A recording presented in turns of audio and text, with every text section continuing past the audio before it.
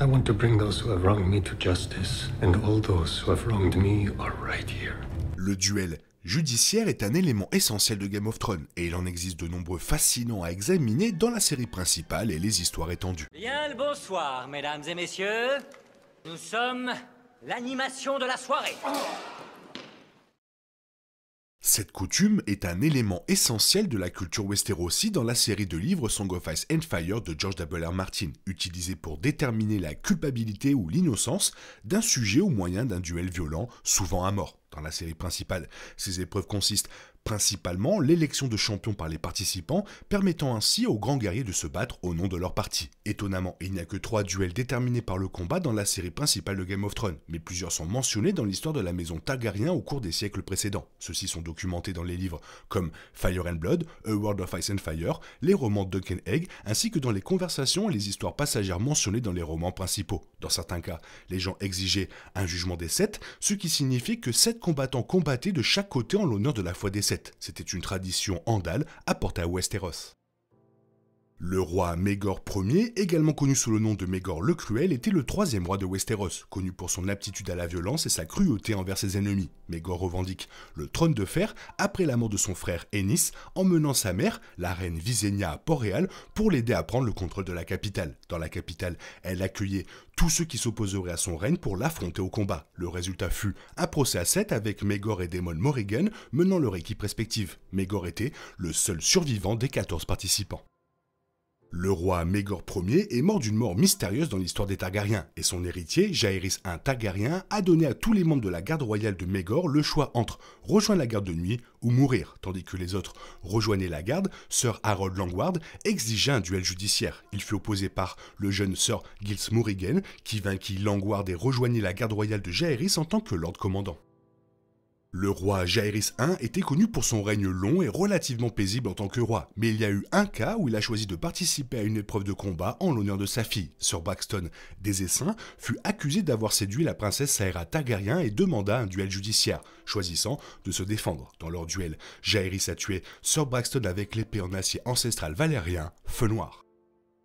Sous le règne du roi Aegon III, après la fin de la danse des dragons, un soulèvement bref mais traître eut lieu à Port-Réal. Victor Risley et Gareth Long en faisaient tous deux partie, et lorsque Gareth Long a été capturé, il a accusé Risley d'être complice. Risley a exigé un duel judiciaire au lieu de rejoindre la garde de nuit. Alors Gareth Long lui a fait face, l'a tué et est allé prendre le noir au mur. Le prince Aemon, le chevalier dragon, est l'un des premiers Targaryens mentionnés dans les livres de George W.R. Martin, car ce seigneur commandant de la garde royale est réputé comme l'idéal légendaire d'un chevalier de Westeros, servant 5 rois avec honneur et noblesse. Le roi Aegon IV, également connu sous le nom de l'Indigne, méprisait Aemon pour sa gloire, surtout après ce duel judiciaire. Aemon a défendu l'honneur de la reine Nerys Targaryen, sa sœur et épouse d'Aegon IV, après qu'elle ait été accusée de trahison par Sir Morgyl Piquemèche. Aemon a gagné, soulageant sa sœur de ses crimes. Il s'agit d'un événement chevaleresque célèbre dans l'histoire de Westeros. Sir Duncan le Grand est en quelque sorte un expert des duels judiciaires, puisqu'il en a participé à 3 tout au long de sa vie. Le premier s'est produit au début de sa vie et se produira probablement dans la première saison de sa série. Sir Duncan a défendu une femme qui était agressée par le prince Aerion Targaryen, qui, avec son frère Daeron, a exigé un procès à 7 pour cette affaire. Sir Duncan a obtenu l'aide du prince héritier Baelor Targaryen, et vous allez voir ce qui se passera dans la série. Le prochain duel judiciaire de Sir Duncan se déroule dans la nouvelle The Swarm Sword, l'une des nouvelles de Dunk and Egg. Duncan le Grand sert d'épée jurée à Sir Eustace Osgry, qui entre en conflit avec Lady Rohanne Tissier. Rohanne est présenté par Sir Lucas Milopin, qui parvient à noyer Sir Duncan pendant le combat, mourant toujours dans le processus. Duncan est ensuite réanimé, faisant de lui le vainqueur.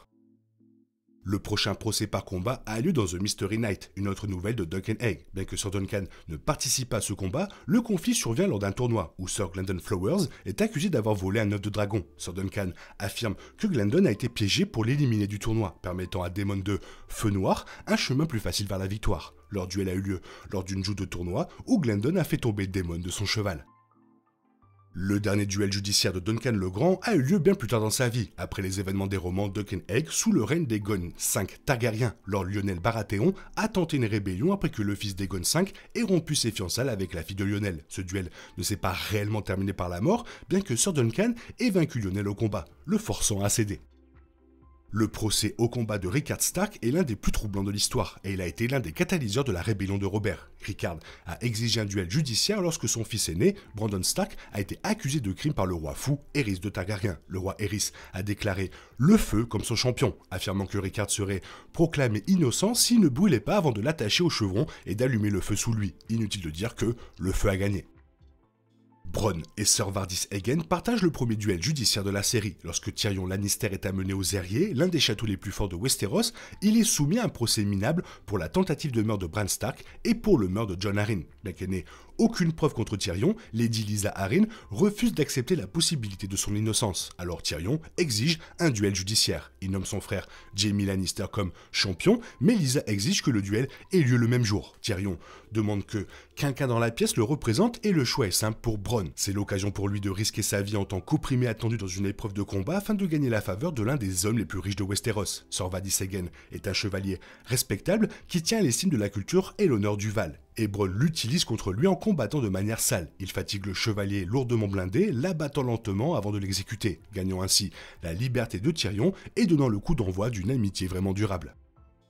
Un autre simulacre de duel se produit dans la saison 3, lorsque la fraternité sans bannière capture Sandor Clegane, le limier, quelque part dans les conflans. Il l'accuse d'avoir commis des atrocités au nom de la maison Lannister, ce qui nie, mais Arya est présente pour les informer du meurtre de Mika, le fils du boucher dans la saison 1. Le limier a la possibilité de se défendre dans un duel judiciaire face à Beric Dondarrion. Bien que cela puisse normalement être une promenade de santé pour Sandor, Beric s'est d'ailleurs préparé avec la faiblesse du limier. Le feu. Au nom du Seigneur de la Lumière, Beric brandit une épée enflammée, déclenchant le traumatisme de l'enfance du limier et sa peur du feu pour toute sa vie. Quoi qu'il en soit, il parvient à vaincre Beric, le tuant d'un tranchage à l'épaule. Beric Dondarrion est à nouveau ressuscité par Thoros de Myr, au grand choc de tout le monde. De plus, le limier est libéré, ce qui frustre Arya, qui le croit digne de mort pour son rôle dans la mort de Mika et pour la mort de son père, Ned Stark. Cela conduit à une autre relation complexe pour la série.